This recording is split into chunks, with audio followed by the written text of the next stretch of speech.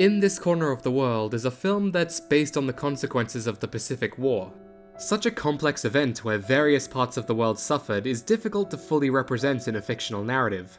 There's no doubt that authenticity was a priority, as the director Sunao Katabuchi and his team went to great lengths to recreate the setting as faithfully to the time as they could. But naturally, not everything can be objectively replicated. So from this point, what is music of all things able to accomplish?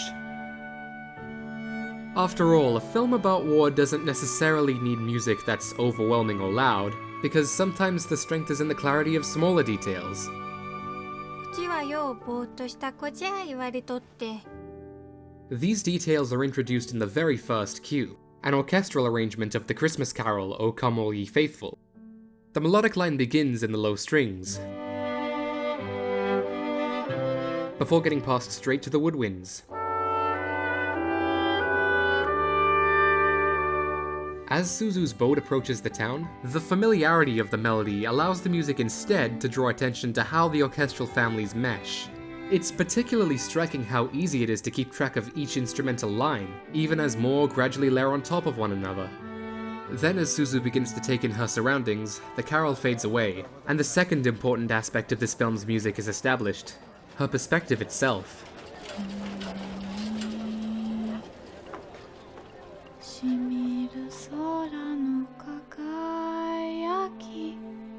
Despite the brightness and levity, the song's English name roughly translates as unbearable sadness. However, as we heard at the start, the singer enters solo as the instruments begin to weave in and around it, suggesting that despite the sorrow depicted in the lyrics, the purity of sound expressed in the singer's voice is able to cause the music to rise up and meet it. Even after the lowest point, life continues on if we can accept it. The composer for In This Corner of the World is Rieko Miyoshi, better known by her stage name Kotringo. She was a graduate of the Berklee College of Music in Boston, and would end up scoring the film after working with Katabuchi on his previous project, Mai Mai Miracle. She wrote the music for the end credits, called Kodomo no Sekai, or The Children's World in English, and a lot of the traits of this song seem to have carried over into In This Corner of the World.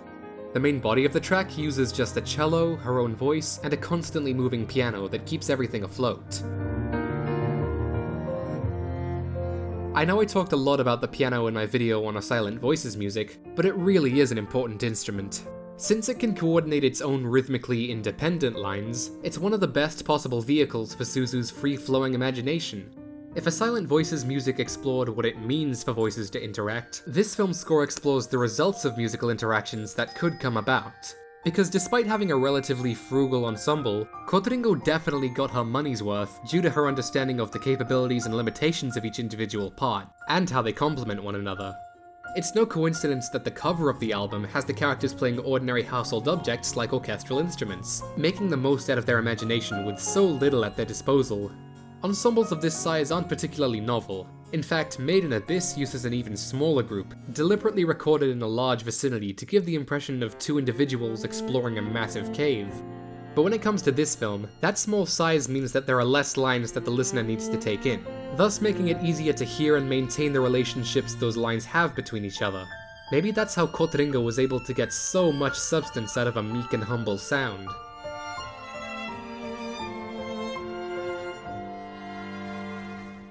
In fact, my favorite musical moment from this film is actually a pretty insignificant one.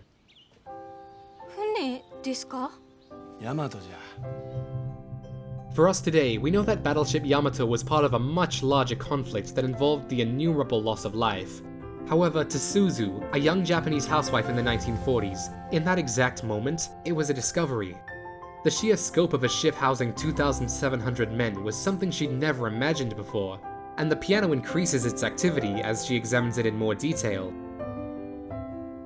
This is a film about the war, but its progress is something we only see manifest through the daily lives of these characters.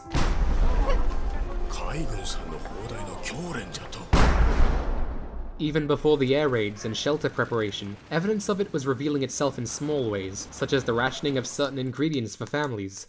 And it's situations like this where Suzu's creativity shines. Whether it's sketching, making clothes, or indeed improvising recipes.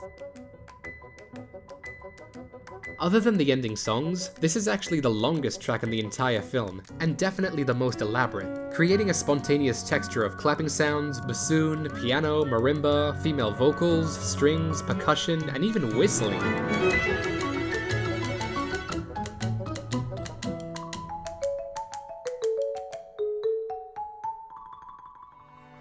Granted, this kind of collegiality exists in almost every music cue, not just when she's doing stuff like this, and the piano maintains the sense of ensemble as if it were her through line, often concluding a track by itself after all the other instruments have dropped out. いってらっしゃい。 Through Suzu's eyes, the film seems to support the idea that self-expression is essential to making sense of the world.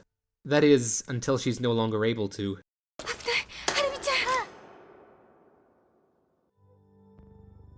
Suzu loses her right hand in an accident during the third act, and with it goes the outlet she's had for most of her life. The moment of the explosion itself is the only instance throughout the film where both the visuals and the music unravel their conventions. Other than a thick layer of distorted static, the tempo is in a constant, uneasy flux, with some notes even being digitally reversed. In this state, the piano has been stripped of all its guiding power as Suzu's mind goes into shock. You can hear it trying to regain its sense of musical layers as she narrates what she regrets not being able to do. 反対じゃったらよかったのに。せめてギター脱いで走っておれば。 What this culminates in is a moment that never came to be.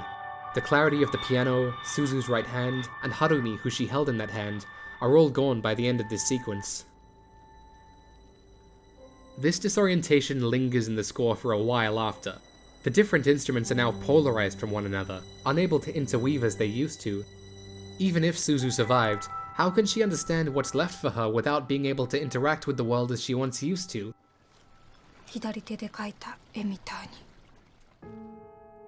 The piano, which once created momentum for other instruments in this small ensemble, is now totally isolated, even lacking the spirit to coordinate its own independent rhythms.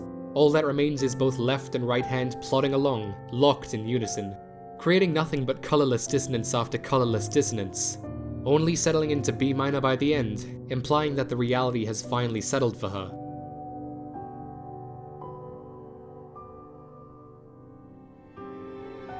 Of course, things do make a recovery by the end, but as you can hear, the approach to ensemble isn't as focused on making individual lines pop out as they once did.